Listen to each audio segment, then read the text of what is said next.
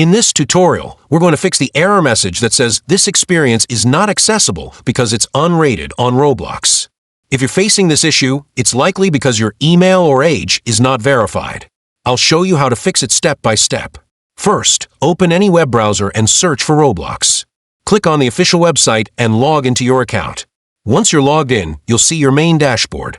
Now, head to the top right corner of the screen and click on the gear icon. From the drop-down, select Settings. Once you're inside the settings, go to the Account Info section. Here, you'll notice that your email and age might not be verified, just like in my case. That's the reason we get the error saying, this experience is not accessible because it's unrated. Roblox restricts access to certain games unless your age is verified to be over 13. To fix this, first verify your email.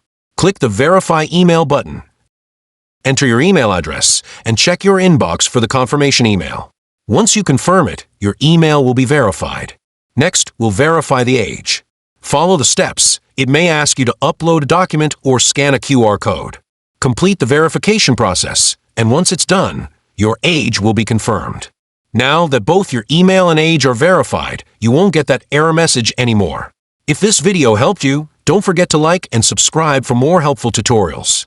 Thanks for watching, and I'll see you in the next one.